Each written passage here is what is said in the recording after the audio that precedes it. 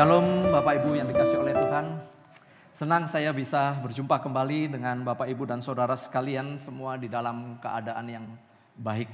Kalau saudara memperhatikan gambar yang ada di layar ini, kira-kira sekarang ini saudara mana yang sering kita lakukan? Kita kumpul sih di dalam satu keluarga.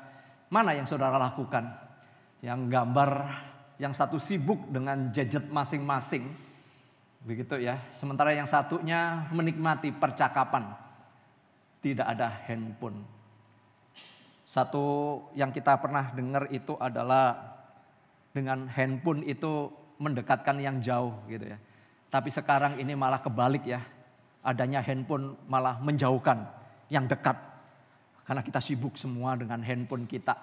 Mari kita kembali belajar bersama-sama dari satu surat Paulus kepada jemaat di Efesus. Efesus 4 ayat 29 hingga ayat yang ke-32. Saudara boleh buka di dalam Alkitab ataupun aplikasi HP saudara. Setelah saudara membuka, saya mengajak saudara kita membaca bersama-sama. Tapi membacanya di layar. Di layar yang saya siapkan karena yang saya mau bacakan, kita mau bacakan adalah terjemahan baru LAI yang memakai edisi kedua yang terbaru itu ya. Supaya kita juga punya perbandingan bahwa Alkitab LAI terjemahan baru sudah diterjemahkan dan kita boleh melihatnya. Ini terjemahan yang kedua. Mari Efesus 4 ayat 29 hingga yang ke-32. Kita baca aja, semoga tidak terlalu kecil bagi saudara. Demikian juga saudara yang sedang online pada saat ini kiranya boleh membaca bersama-sama bagian ini. Mari, 1, 2, 3. Kalau kalian berbicara, janganlah memakai kata-kata yang kotor. Pakai sajalah kata-kata yang membina dan memberi pertolongan kepada orang lain. Kata-kata seperti itu akan mendatangkan kebaikan kepada orang-orang yang mendengarnya. Janganlah menyedihkan hati Roh Allah. Kalian sudah dimeteraikan dengan roh menjadi milik Allah. Roh itu juga merupakan jaminan bahwa hari pembebasan akan datang bagimu. Hilangkanlah segala perasaan sakit hati, dendam dan marah. Jangan lagi berteriak-teriak dan memaki-maki. Jangan lagi ada perasaan benci atau perasaan lain semacam itu. Sebaliknya, hendaklah kalian baik hati dan berbelas kasihan seorang terhadap yang lain dan saling mengampuni sama seperti Allah pun mengampuni kalian melalui Kristus. Berbahagialah kita yang boleh membaca, merenungkan dan melakukan firman Tuhan. Inilah terjemahan baru edisi kedua dari LAI. Saudara, saya punya cerita gitu ya. Ada seorang anak remaja yang sudah yatim piatu karena memang kedua orang tuanya sudah meninggal. Sehingga dia kemudian tinggal bersama dengan paman dan bibinya yang tidak memiliki anak. Mereka tinggal di kota kecil di sebuah pinggiran begitu ya. Paman bibinya ini sangat sayang kepada anak ini. Dan berusaha untuk menyenangkan anaknya. Anak ini sangat pintar. Anak ini suka membaca, suka belajar. Tapi anak ini jarang berbicara. Anak ini tipenya pendiam. Sementara bibinya adalah bibi yang ramah. Bibinya yang juga wise di dalam dia berbicara dan sukanya memasak. Pamannya juga mengelola usaha kebun. Tapi juga punya hobi yaitu memancing. Saudara, untuk mendekatkan diri dengan keponakannya, sang paman ngajak memancing. Dan anak ini pun ikut. Sekali, dua kali dia mulai merasakan bahwa memancing itu tidak enak buat dia. Tapi dia tidak berani mengungkapkan kepada pamannya. Dia nggak berani ngomong kepada pamannya. Walaupun hatinya tersiksa. Lalu kemudian dia punya inisiatif. Dia tulis sebuah surat buat pamannya.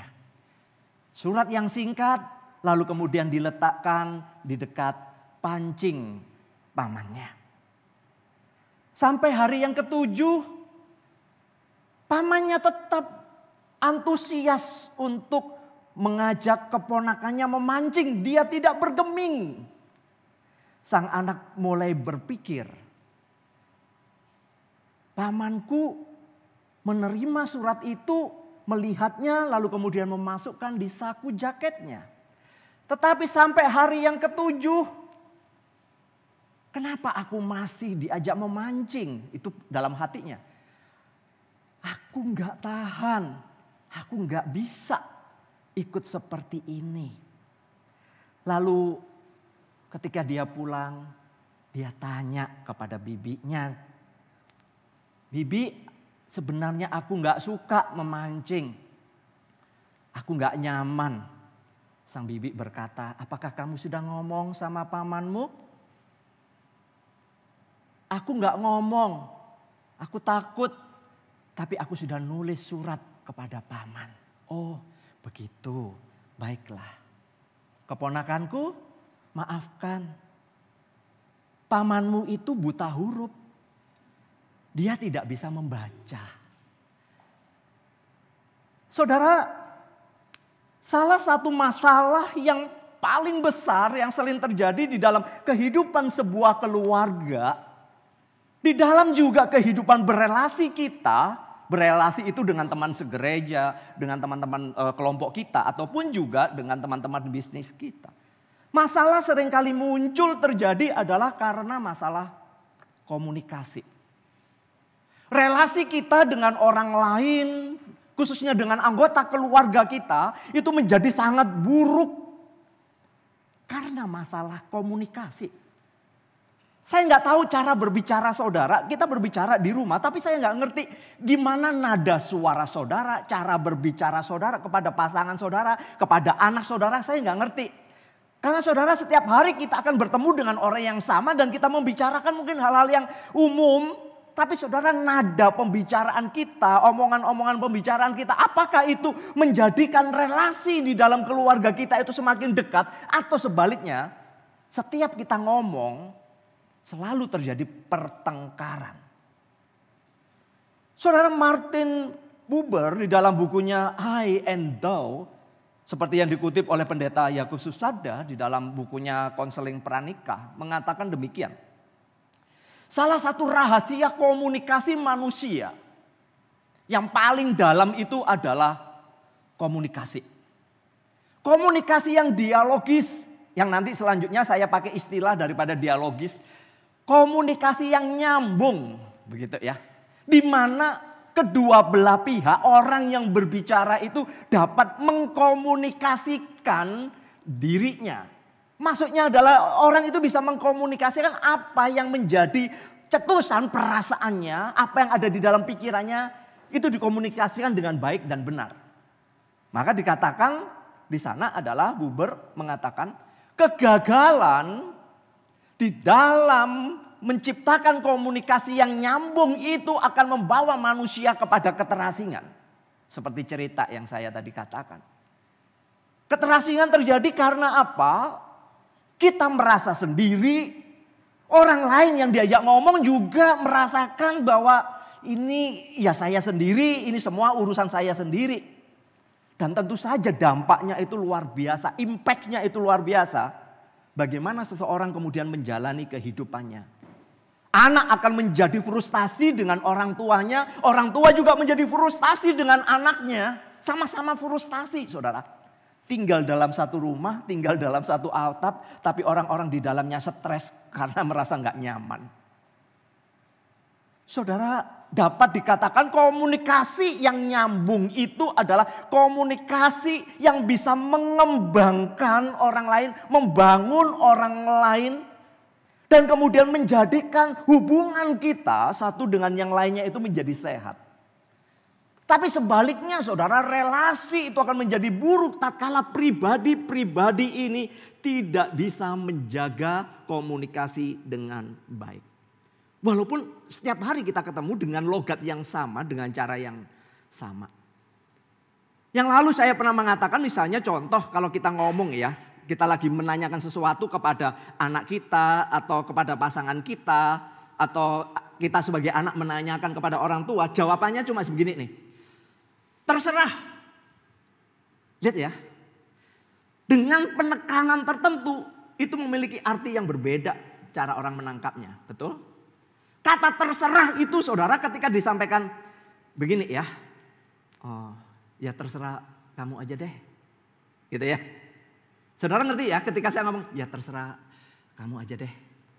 Anda tahu nih, oh oke, ini it's my choice. Ini pilihanku.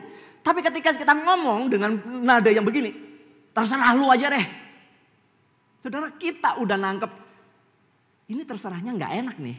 Ya, ini terserahnya nggak enak. Apalagi kemudian terserahnya dengan banting pintu. Kata-kata itu walaupun disampaikan dengan lembut, terserah. Tapi banting pintunya gede, buang, terserah. Saudara bisa nerima itu? Nggak seorang pun saudara di dunia ini ingin membangun kehidupan, ingin kemudian memiliki sebuah relasi yang penuh dengan kekacauan dan pertengkaran. Saya yakin nggak ada saudara. Setiap pribadi itu ingin membangun sebuah relasi yang baik. Setiap kita itu mendambakan relasi itu yang membawa kebahagiaan buat kita. Tapi masalahnya kebahagiaan itu saudara tidak datang dengan tiba-tiba. Kebahagiaan itu perlu usaha, perlu yang namanya kerja keras itu diupayakan. Karena memang manusia sudah jatuh di dalam dosa dan relasi dengan sesamanya seringkali menjadi buruk dan kacau. Tapi ada berita baiknya saudara. Bahwa di dalam Yesus Kristus setiap pribadi itu dapat membangun dan juga mengembangkan sebuah relasi yang baik, yang benar, yang kemudian menjadikan kehidupan kita itu menjadi bahagia. Sekali lagi memang bahagia itu pilihan saudara. Tapi saudara kalau situasinya setiap hari di rumah, komunikasinya aja komunikasi yang gak enak. Apakah saudara juga merasa bahagia? Saudara mungkin akan lebih bahagia kalau tidak ada di rumah dan saudara kemudian menghabiskan waktu dengan bekerja. Atau saudara nongkrong. Saudara tapi kita bersyukur berita baiknya bahwa ada kasih Kristus yang memulihkan kita. Kasih Kristus yang kemudian menolong kita untuk membangun sebuah relasi yang benar. Kita bisa berkomunikasi yang benar. Dan itu harus sesuai dengan firman Tuhan. Karena apa? Karena tujuan di dalam berkomunikasi adalah menumbuhkan orang lain. Membangun orang lain. Saya yakin saudara ketika kita yang sudah menikah. Ketika kita datang ke altar. Saya yakin ketika saudara memegang tangan pasangan saudara dan berkatakan aku berjanji di hadapan Tuhan. Gak ada terbesit yang tidak diucapin, saudara akan mengatakan begini. Aku akan menyakitimu. Aku akan membuatmu menderita. Enggak loh saudara. Saya yakin dengan setulus-tulusnya, saya percaya saudara ketika saya mengatakan aku berjanji di hadapan Tuhan. Saudara ingin menyenangkan pasangan. Saya yakin ketika saudara melihat istri saudara hamil. Lalu kemudian melahirkan seorang anak. Saya yakin saudara gak akan pernah berteriak dan mengatakan anak durhaka. Gak mungkin. Saudara akan mengupayakan anak ini dirawat dengan baik. Kita carikan pengasuh supaya diawasi dengan baik, diperhatikan dengan baik.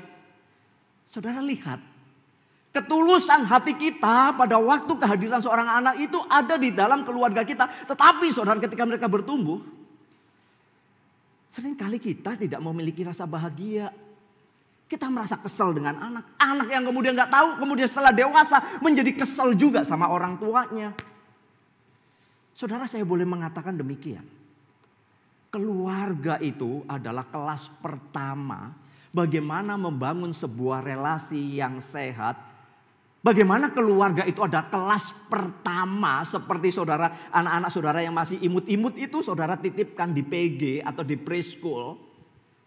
Saudara-saudara, keluarga itu kelas pertama untuk mendewasakan, untuk membangun orang-orang yang ada dalam keluarga itu. Dan salah satunya dengan komunikasi yang nyambung itu, saudara. Tapi persoalannya tidak semudah itu, bukan? Kehidupan baru di dalam Kristuslah yang sesungguhnya akan menolong kita, memampukan kita untuk memiliki relasi yang baik dan sehat di dalam keluarga kita, di dalam kehidupan bergereja kita, juga di dalam lingkungan marketplace kita. Nah, disinilah saudara kuncinya. Membangun sebuah komunikasi yang sehat, yang nyambung itu adalah harus dimulai di dalam Kristus Yesus. Kehidupan itu harus terwujud di dalam keseharian kita. Kalau memang kita mengenal Kristus, tunjukkan itu kepada orang yang paling dekat di dalam kehidupan kita. Kalau memang kita mengalami lahir baru, tunjukkan itu kepada orang-orang yang paling dekat di kehidupan kita. Yaitu mungkin kita sebagai seorang istri, tunjukkan kepada suamimu. Seorang suami tunjukkan kepada istrimu. Kalau engkau seorang anak, tunjukkan kepada orang tuamu. Kalau orang tua, tunjukkan kasihmu kepada anak-anakmu. Karena disitulah saudara kebahagiaan keluarga itu akan terjadi. Nah saudara-saudara, cara hidup kita itu adalah, saya boleh mengatakan, menjadi sebuah tanggung jawab kita. Sebagai orang-orang yang sudah diselamatkan, saudara bertanggung jawab untuk menunjukkan kasih Tuhan kepada orang-orang yang di sekitar saudara. Memang seringkali kita beralasan demikian. Ini kan juga demi kebaikanmu. Ini kan demi kebaikanmu. Kita langsung bla bla bla bla bla bla gitu ya saudara. Tapi kadang-kadang kita nggak pernah berpikir begini. Apakah untuk kebaikanmu, apakah ini baik juga di mata Tuhan? Bagaimana kita mengkomunikasikan hal yang baik di dalam ide kita. Bagaimana kemudian kita komparkan menjadi satu bagian yang utuh, yaitu firman Tuhan. Firman Tuhan yang ngomong apa nih? Untuk menghargai orang-orang yang di sekitar kita.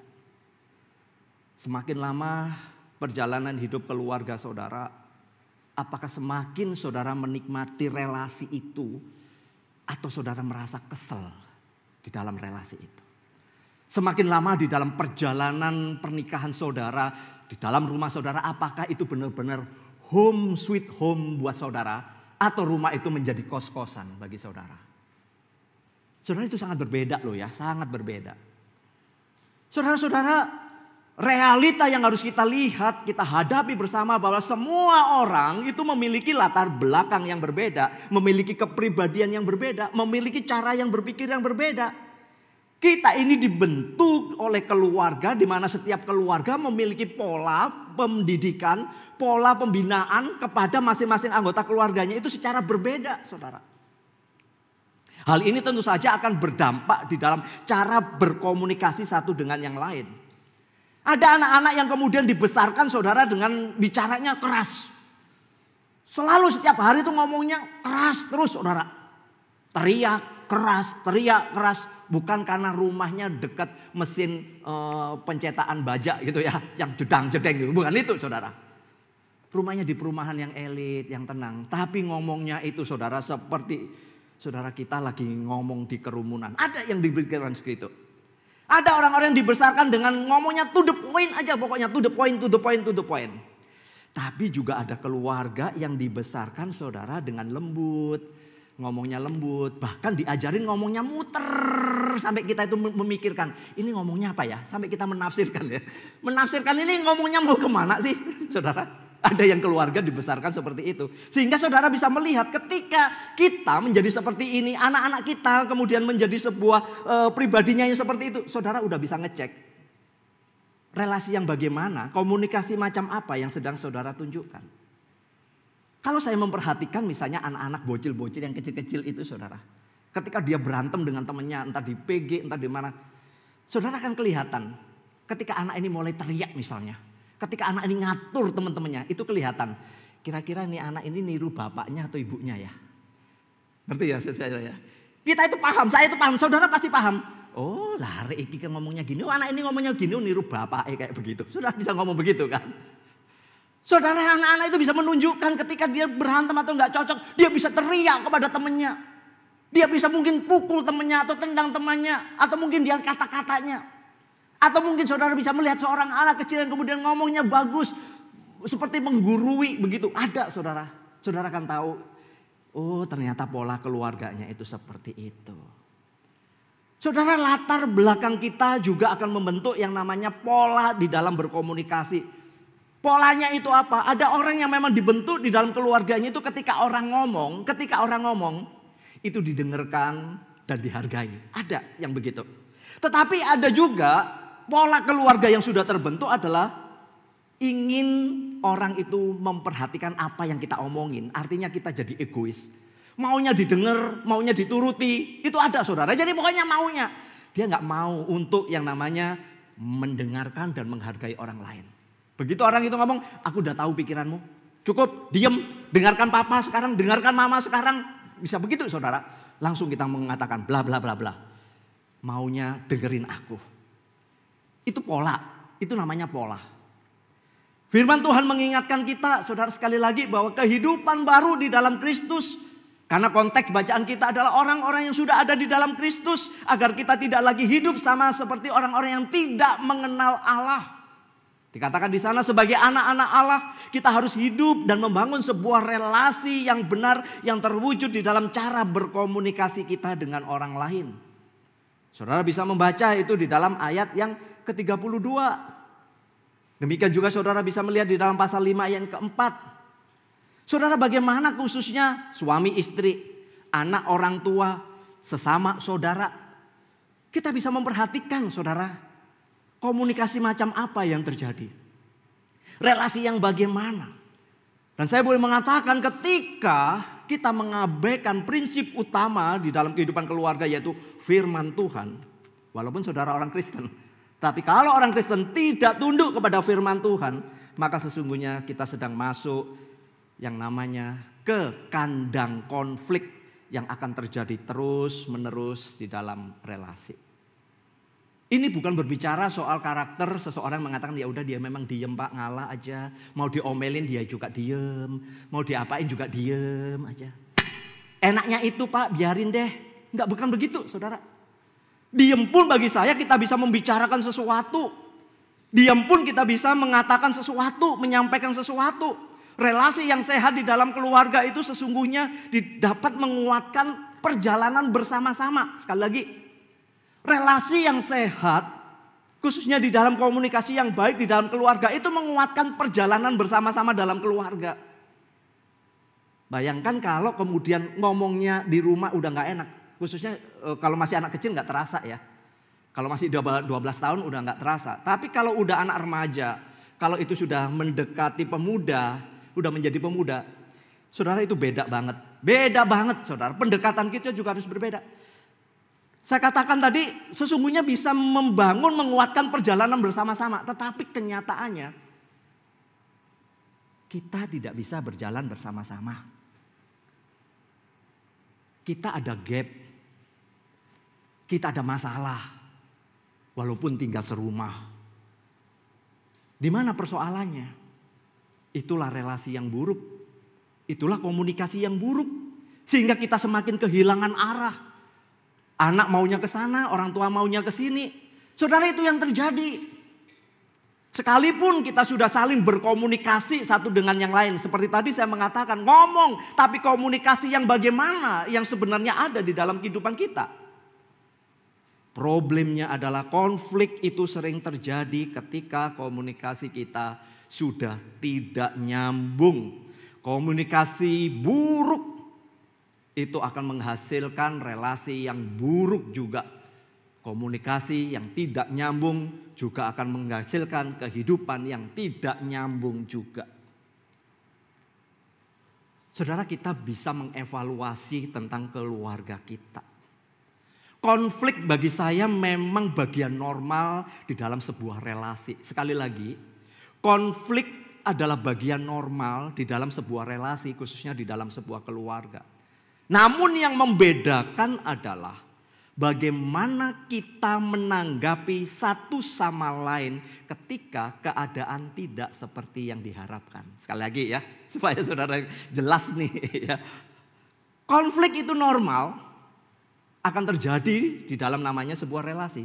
Tetapi yang membedakan adalah bagaimana saudara menanggapi satu sama lain ketika kondisi itu tidak seperti yang diharapkan.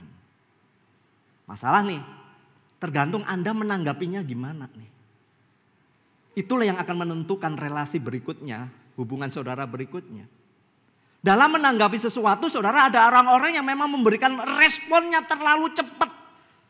Responnya itu reaktif. Belum selesai ngomong dia sudah saudara menanggapi dengan cepat. Marah lebih dulu, emosi yang berlebihan. Bahkan kemudian kata-katanya keluar menyakitkan. Kata-katanya kemudian menyakitkan. Sehingga masalah jadi melebar kemana-mana. Yang sebetulnya nggak diurusin masalah itu. Tapi kemudian jadi melebar kemana-mana. Karena pekerjaan arkeologi tiba-tiba menjadi profesi Anda pada waktu itu. Yaitu menggali-gali masalah. Saudara, di sisi lain ada pembicaraan dengan topik-topik tertentu. Yang sering juga menjadi pertengkaran. Misalnya, ketika ngomongin soal uang, soal duit, pasti tengkar. Pasti tengkar. Ada orang yang ngomongin soal kebiasaan. Kebiasaan istri, suami, anak. Pasti gitu ngomong kebiasaannya, pasti tengkar. Ada orang yang ngomongin hobi.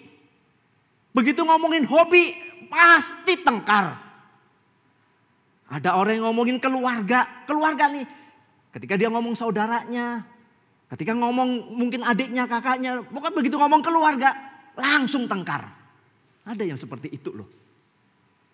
Saudara, bagaimana kemudian ketika kita membicarakan sesuatu yang berkenaan dengan topik-topik tertentu ternyata menjadi sebuah pertengkaran. Artinya komunikasi kita adalah komunikasi yang gak nyambung. Komunikasi kita sebenarnya adalah komunikasi yang buruk sebetulnya. Bahkan yang lebih parah lagi adalah udah buruk komunikasinya. Lalu kemudian seperti tadi saya mengatakan diungkit-ungkit masalah-masalah yang sudah lalu, udah beres sebetulnya. Tapi diungkit lagi. Aduh, saudara jadi melebar kemana-mana. Maka ayat 31 saudara bisa membaca di sana, bukan? Buang segala dendam, perasaan kotor, kepahitan, kemarahan dan lain sebagainya. Di sini saudara, saya dan saudara juga perlu belajar bersama-sama. Saya juga perlu belajar. Saya harus mengevaluasi diri berkenaan dengan cara berkomunikasi saya dengan keluarga saya, dengan istri, dengan anak-anak saya. Saya mencoba menerapkan yang namanya berbicara dengan kasih. Memang kadang-kadang saudara ketika saya lagi jutek, lagi istilahnya ya, lagi stres gitu ya. Kepengennya ngomongnya itu, aduh lebih enak itu kalau ngomongnya langsung gitu ya saudara. Tapi saya sadar bahwa perkataan itu juga tidak tepat ketika saya menyampaikan kepada orang yang lagi bertanya baik-baik. Kita harus belajar, saya belajar, kita semua mau belajar berbicara dalam kasih itu yang gimana sih? Berbicara kasih itu komunikasikan, omongin kebenaran dengan caranya yang baik dan lembut. Nah ini persoalannya. Memang yang disampaikan benar, tetapi seringkali caranya nggak baik, caranya nggak lembut, caranya memaksa, caranya kita menghakimi, merasa diri paling benar. Sehingga terjadilah ketidaknyamanan. Padahal ngomongnya benar, tujuannya benar, inti pembicaranya benar. Tapi cara mengkomunikasikannya yang salah. Berbicara dalam kasih itu apa? Pilihan kata-kata yang tepat, diucapkan secara tepat pada waktu yang tepat. Jangan lagi kesel kita ngomongin sesuatu. Ketika ngomongin sesuatu dan itu menyinggung kita, udah pasti berantem, betul gak? Udah pasti berantem. Padahal saudara, kita tunggu timing yang tepat, pilih kata-kata yang tepat, dan ucapkan pada waktu yang tepat. Pasti maknyus saudara ngomongnya. Tapi kita seringkali sulit karena kita memang, ya itu tadi saya juga gak ngerti. Kenapa di dalam keluarga kita itu bisa ngomongnya asal ngomong saja. Berbicara dalam kasih berarti saudara kita menggunakan untuk membangun orang lain. Bukan untuk menyakitin orang lain. Bukan untuk menuduh orang lain, memojokkan orang lain, menyalahkan orang lain. Belajarlah untuk kita menggunakan teguran, nasihat, bangun. Ini ada anak saya, saudara boleh tanya. Saya tidak pernah menghakimi mereka kepada sesuatu. Nanti kalian boleh tanya. Saya hanya memberikan beberapa alternatif kepada anak saya. Supaya dia ketika saya memberikan sebuah alternatif, dia akan berpikir mana yang membangun untuk dirinya. Mana yang baik untuk dirinya. Itu yang saya pikirkan. Bahkan sekarang, kan saya punya masa saudara ya, udah anak mulai kecil, sekarang udah remaja, pemuda, semakin gede. Saudara, ada banyak hal yang kemudian kita bisa pelajari di dalam kehidupan ini. Dan itu gak ada bukunya. Tapi kita bisa menemukan satu pola. Maka saya mengajarkan, saya selalu ngomong, saya selalu memberikan sebuah alternatif. Yang benar A, B. Kamu boleh pertimbangkan ini karena itu keputusanmu. Bahkan soal masa depan mereka pun, jodoh mereka. Saya hanya mengatakan ini, silakan. Itu pilihanmu. Saya tidak menghakimi mereka, saya tidak menuduh mereka, tidak memojokkan mereka. Bahkan perkataan yang penuh kasih itu adalah memberi dorongan dan penegasan kepada lawan bicara kita, kepada orang lain, untuk dia lebih maju, untuk dia lebih berkembang. Betul, saudara pahami ini. Pak, saya ngomongnya itu memang supaya dia maju, supaya dia lebih baik, supaya dia lebih bagus, supaya dia lebih semangat, supaya lebih benar. Betul, tetapi seringkali saudara melupakan hal yang lain. Timingnya gak tepat, kata-katanya gak tepat, semuanya kurang tepat. Perkataan dan tindakan yang penuh kasih itu sesungguhnya saudara akan dapat membantu menguatkan satu dengan yang lain. Begitu saudara ngomong ini benar dan diterima dan itu menguatkan orang lain. Komunikasi yang sehat adalah memberikan pertumbuhan supaya orang itu semakin cinta Tuhan. Semakin bertumbuh di dalam kasih karunia Kristus. Semakin orang itu mengenal dan mendorong orang itu untuk serupa dengan Kristus.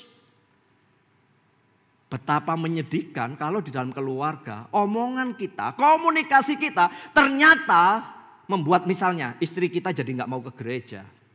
Suami kita gak mau ke gereja. Anak-anak gak mau ke gereja. Kalau ke gereja ketemu ini, aduh. Saudara-saudara, sulit loh. Saya secara pribadi bergumul kan. Anaknya pendeta. Anak-anak saya akan melihat.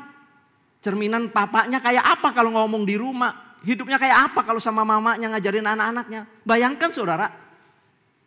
Mereka bisa sakit hati kepada gereja? Bisa. Mereka bisa kecewa kepada gereja? Bisa. Kalau papanya gak benar. Ngomongnya gak benar. Pasti mereka kecewa. Saya yakin saudara mengalami di rumah. Kenapa anak-anakmu malas ke gereja? Kenapa mereka jadi punya kepahitan? Gak nyaman keluarga bersama. Kenapa? Ada sesuatu yang saya boleh mengatakan Anda harus membereskannya. Ketika kita salah berkata-kata, saudara dengan segera bagi saya kalau kita sudah ciptaan baru minta maaf. Kadang-kadang itu keperucut istilahnya, lepas kata. Kita minta maaf. Kenapa? Ketika kita ngomong lepas kata itu sudah melukai orang, menyakitin orang lain. Dan kita berdoa supaya kita dengan kerendahan hati meminta maaf supaya dia dipulihkan. Demikian juga kalau kita yang korban tersakiti, saudara gak boleh menyimpan terus. Saudara bereskan, lepaskan pengampunan dan beri pengampunan. Komunikasi yang didasarkan kepada kasih Kristus itulah yang akan membantu kita memperlakukan orang lain, memperlakukan pasangan kita, anggota keluarga kita, memperlakukan sesama saudara kita itu akan menjadi lebih baik. Karena apa? Kita menempatkan Kristus sebagai jantung kehidupan kita. Sehingga perkataan yang keluar dari mulut kita adalah perkataan Kristus yang bisa menyembuhkan orang lain, memulihkan orang lain, menumbuhkan orang lain. Supaya orang lain itu semakin cinta Tuhan. Saya selalu banyak mendengar mengatakan, saya malas ke gereja. Kenapa? Suamiku ngomongnya itu gak cocok. Kata-katanya itu menyakitkan. Ada suami yang mengatakan, aduh gak cocok sekali aku ke gereja. Kata-katanya itu merendahkan. Ingat firman Tuhan yang minggu ke-1, saudara boleh review kembali tentang relasi di dalam keluarga. Bagaimana suami, istri, anak dan anggota keluarga yang lainnya. Saudara bisa lihat itu di YouTube-nya. Saudara sebenarnya dengan berkomunikasi yang baik itu khususnya di dalam pernikahan kita. Sekali lagi itu menolong kita untuk menguatkan pasangan kita. Saudara, kalau kita salah berkata-kata itu justru akan membunuh karakter daripada orang itu. Kita salah berkata-kata itu membunuh semangat dari orang itu. Kalau kata-kata kita menyakitin itu membunuh pertumbuhan rohani orang itu. Saudara mau nggak mau itu akan terjadi. Saudara mengatakan itu berarti dia nggak dewasa, Pak. Bukan dia nggak dewasa, saudara. Anda yang kurang dewasa di dalam menyikapi atau kemudian bertindak. Saudara, memang dia bertumbuh, dia bergumul untuk tetap menjadi dewasa. Tetapi ketika diperlakukan, bagaimana firman Tuhan tidak ada di dalam diri pasangannya. Bagi saya itu adalah batu sandungan buat dia. Saudara, sebenarnya komunikasi yang baik sekali lagi di dalam pernikahan, keluarga, membuat pasanganmu itu menjadi hal yang indah. Salah satu bagian yang paling penting, saudara, unsur penting di dalam komunikasi supaya nyambung itu adalah mendengarkan. Nah, ini yang sulit untuk dimiliki oleh kita. Sebab apa, saudara? Dengan kita mendengarkan dengan baik ya, bukan sekedar lewat. Itu membantu kita untuk memahami dengan baik dan juga bisa mengerti inti pembicaraan. Dan kita bisa memberikan counter atau memberikan penjelasan balik dengan tepat. Kita udah punya kebiasaan kalau di rumah, di dalam pertemanan kita. Kita ngomong, saudara, teman kita lagi ngomong, mencurahkan, kita langsung cut. Apalagi di rumah kita langsung cut. Diam. Dengerin aku dulu. Selalu kita mengatakan demikian. Saudara, perkataan tidak akan pernah nyambung kalau saudara nggak akan pernah belajar sungguh-sungguh untuk yang namanya mendengarkan. Mendengarkan itu nggak gampang. Bayangkan saja jika perkataan disampaikan, saudara, menyampaikan sesuatu dengan marah-marah, emosi, berlebihan. Tentu saja orang yang dengar juga nggak mau dengar, saudara. Bahkan kemungkinan besar adalah dia akan balik untuk marah kepada saudara. Alkitab itu kaya untuk berbicara komunikasi. Perkataan yang lemah lembut, perkataan yang tepat itu bagaikan buah apel emas di pinggang perak. Artinya perkataan yang kamu ucapkan itu akan menjadi berkat bagi orang lain, menumbuhkan orang lain ketika kamu terlebih dahulu mendengarkan. Dengarin, lalu kemudian kamu bisa menyajikan sesuatu yang paling penting yang sedang dibutuhkan oleh orang itu. Saudara, komunikasi yang nyambung ini juga akan menolong kita untuk memberikan yang namanya respect kepada relasi kita, khususnya kepada pasangan. Berapa banyak pasangan itu, saudara, ya yang minggu satu saya singgung sedikit, berjauhan karena nggak ada respect. Kalian yang mungkin mau menikah, mungkin saat ini respectnya nilainya 10. Terlalu banyak respect, ngarep.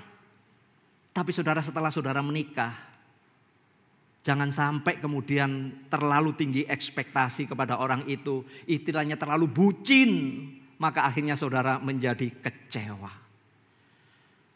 Saudara-saudara, komunikasi yang nyambung itu memberikan sebuah respect yang luar biasa. Suami respect kepada istri, sebaliknya anak-anak respect kepada orang tuanya. Saudara, itu terjadi karena dikomunikasi. Memang serumah, memang baik-baik saja. Tapi saudara-saudara perhatikan dengan baik-baik, teliti dengan baik-baik cara berkomunikasimu. Apakah benar-benar komunikasi kita itu membangun sebuah respect. Anak-anakmu hormat kepadamu, pasanganmu hormat, kamu juga menghargai pendapat orang lain. Saudara, satu persoalan yang kami sudah lewati bersama itu adalah tentang ngomong sama anak remaja. Yang punya anak remaja ya.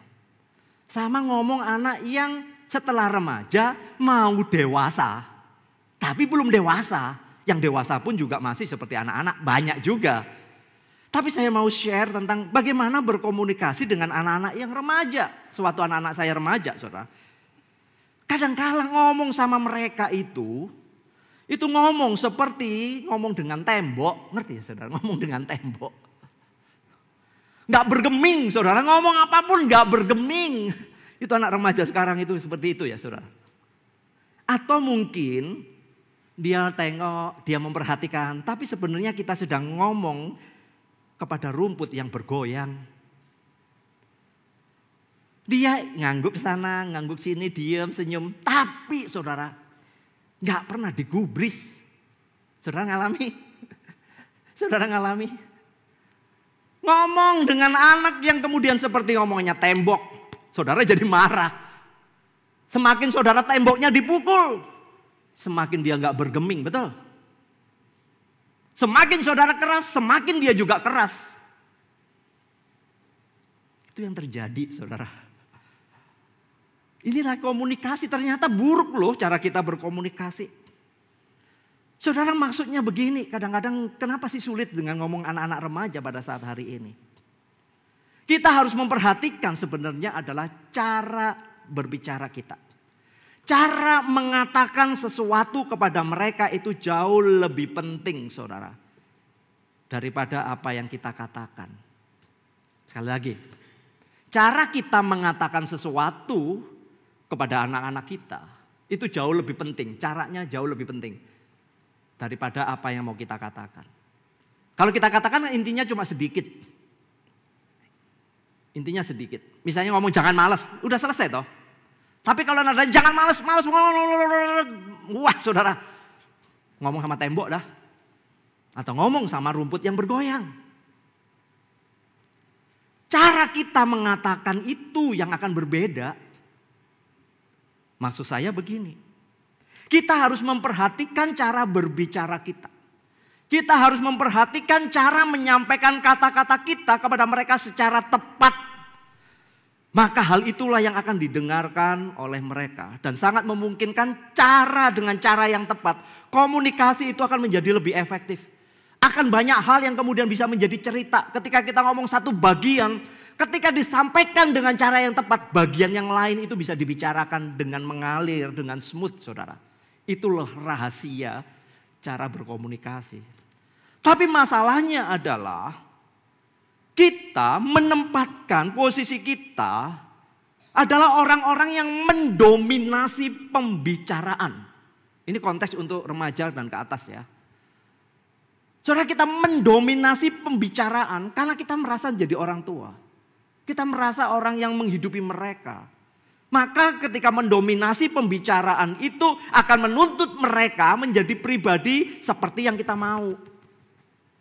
Bahkan semuanya menjadi seperti yang kita inginkan. Dan maaf, kita menempatkan mereka menjadi tertuduh, kita menjadi hakim atas anak-anak kita. Dan kita menganggap mereka enggak penting. Coba bandingkan saudara saat mereka curcol sama teman-temannya. Yang remaja curcol sama teman-temannya. Coba saudara. Wah, teman-temannya nanggapi dengan baik saudara. Makanya banyak anak remaja curcol kepada orang lain daripada ke orang tuanya. Kenapa? Orang tuanya hakim. Begitu mau ngomong dia seperti bawa tongkat untuk memukul dia. Atau mungkin saudara sudah siap ketok palu. Enggak boleh. Jangan begitu. Enggak baik. Kita merasa diri kita yang paling benar, bukan? Bayangkan ketika anak-anak sudah lebih dewasa lagi, ketika mereka memutuskan bekerja, memutuskan seorang teman hidup. Saudara bayangkan, kalau kita menjadi hakim kita akan seleksi nasional. Nggak cocok, buang.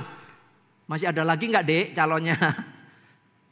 Sudah habis stoknya, semua ditolak. Bukan begitu maksud saya. Tapi ketika kita membicarakan sesuatu dengan cara yang tepat, maka bukan saja ngomongin pekerjaan nih ya yang beres ya.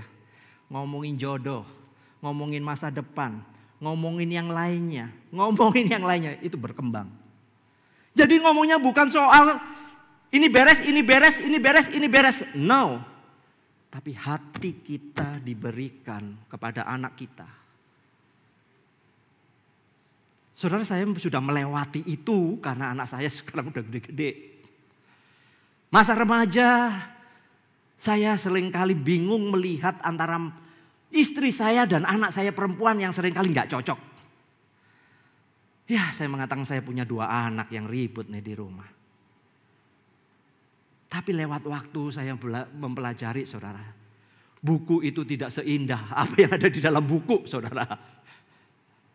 Dulu waktu kecil, anak-anak kecil kami itu langganan majalah Ayah Bunda. Mungkin saudara tahu ya, majalah Ayah Bunda itu saya punya koleksinya banyak.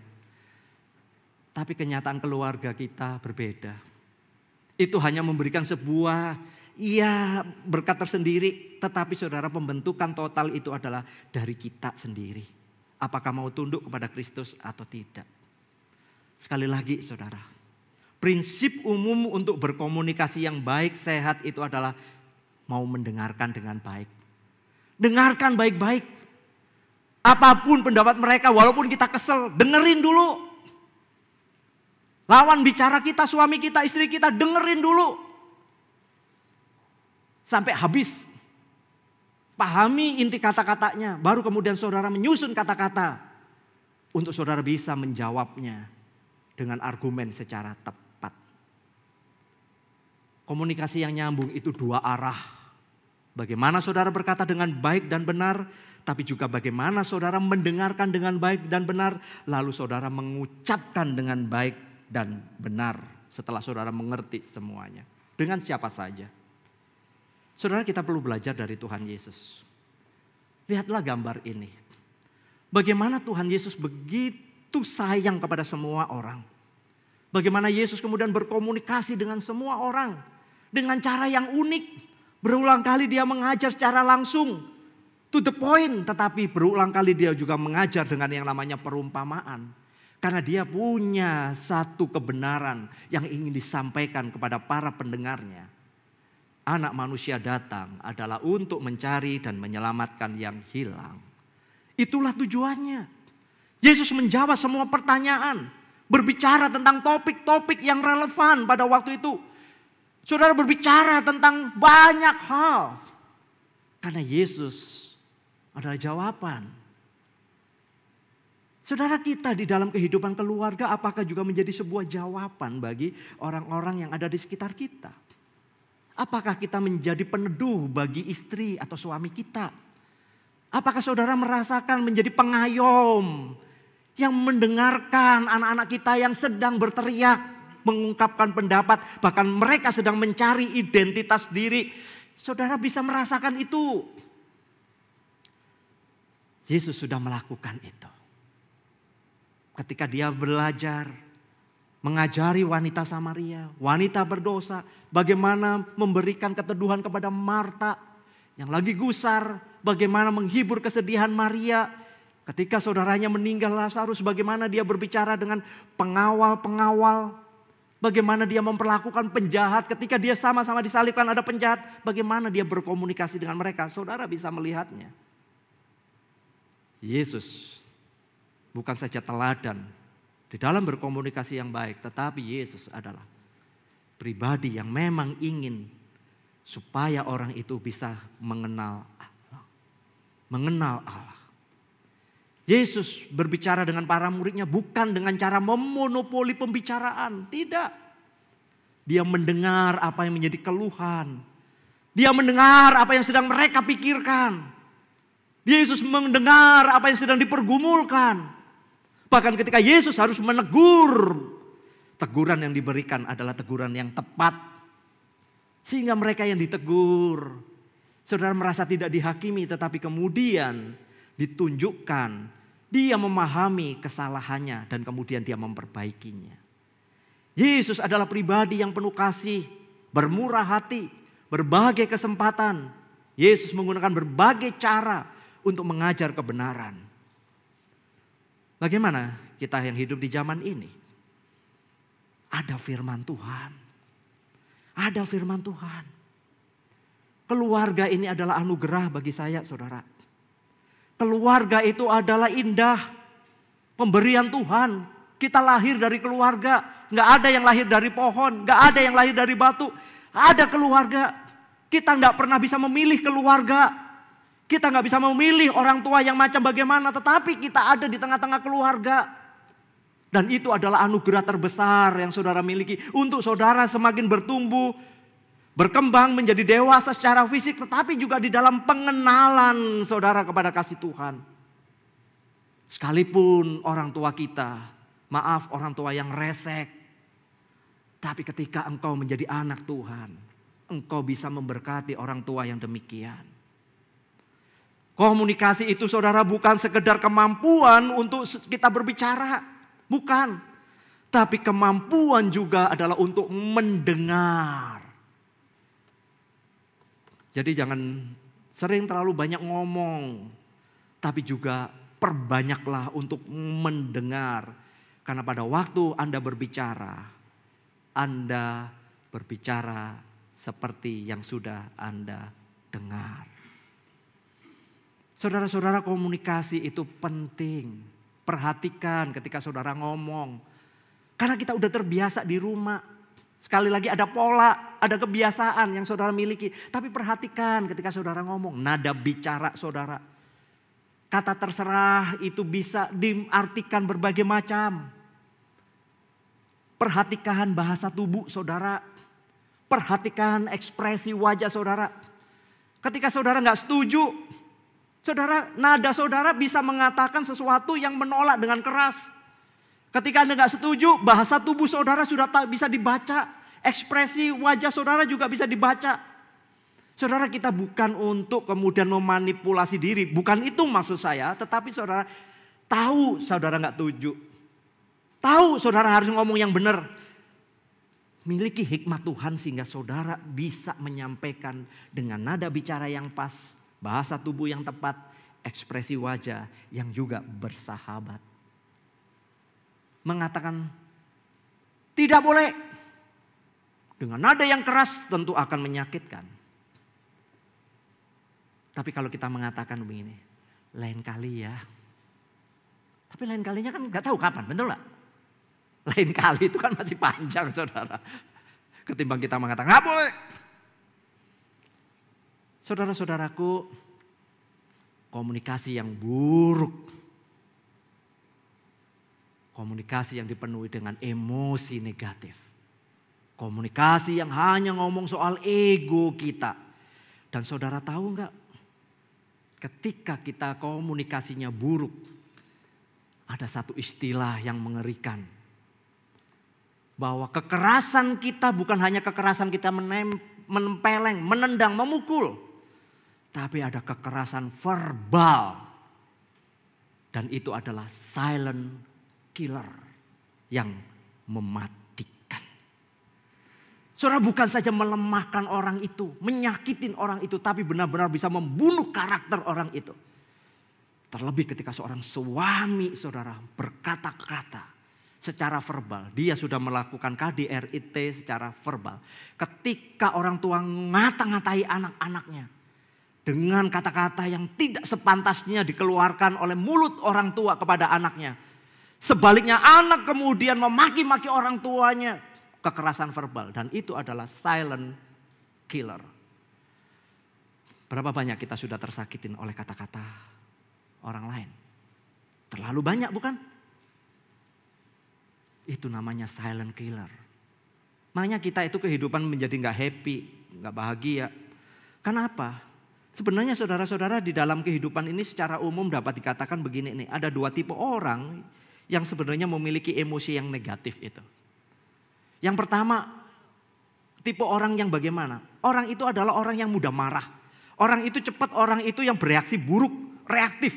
Itu ada orang saudara, itu ngomong dia langsung responnya itu negatif gitu ya. Tipe ini tentu saja saudara akan memberikan pengaruh buruk karena dia respon yang buruk. Yang ngomong baik-baik jadi ikut buruk. Jadi terpancing gitu loh. Yang kedua adalah tipe pendiam. Yang satu tadi reaktif tapi ada yang pendiam. Mau ngomong kayak apa saudara dia diem aja saudara. Dia nggak ngeluarin kata-kata. Ketika itu marah, dimarahi dia apa dia diem aja saudara. Tapi semua dipendem di sini. Dipendem. Tiba-tiba stroke saudara. Karena mikirin itu. Dan ditanya kenapa? Ada apa? Nggak ada apa-apa. Saudara, orang yang memendam emosi di dalam jiwanya itu akan terbangun yang namanya dendam. Itulah yang saya sebut tadi silent killer.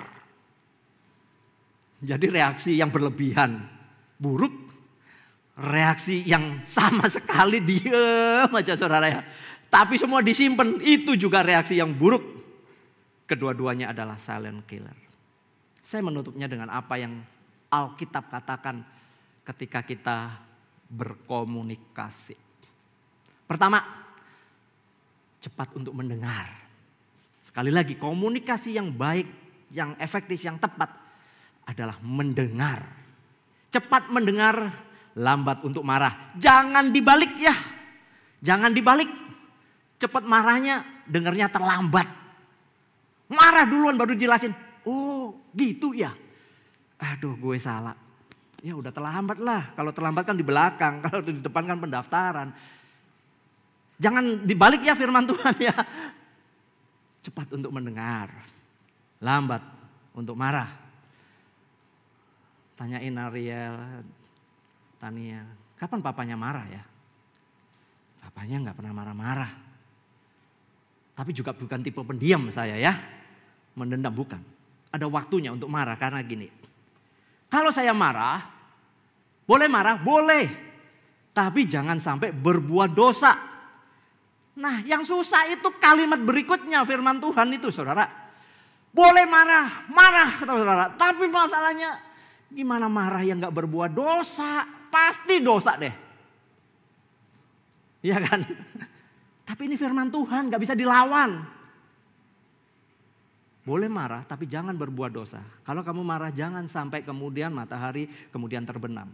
Selesaikan dalam arti saudara, kendalikan dirimu, istilahnya begitu loh. Kendalikan dirimu.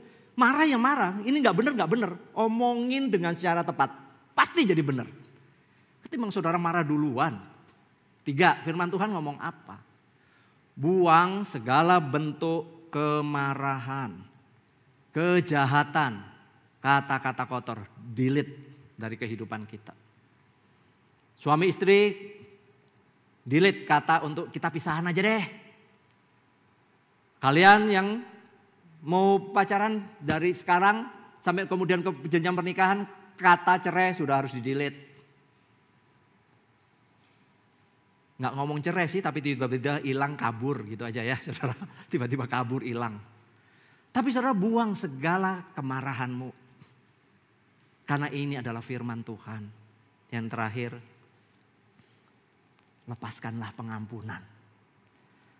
Karena kalau enggak saudara, engkau tinggal serumah seatap tetapi bagaikan di neraka. Yuk kasih pengampunan. Lepaskan itu. Mulai sesuatu yang baru. Karena kita nggak pernah tahu kapan kita ada di dunia ini. Belajarlah untuk mengembangkan dan memotivasi orang lain. Sayangi pasanganmu, sayangi anak-anakmu, anak-anak sayangi orang tuamu. Karena waktu yang kita miliki tidak begitu banyak. Saya mengajak saudara untuk merenungkan bagian ini.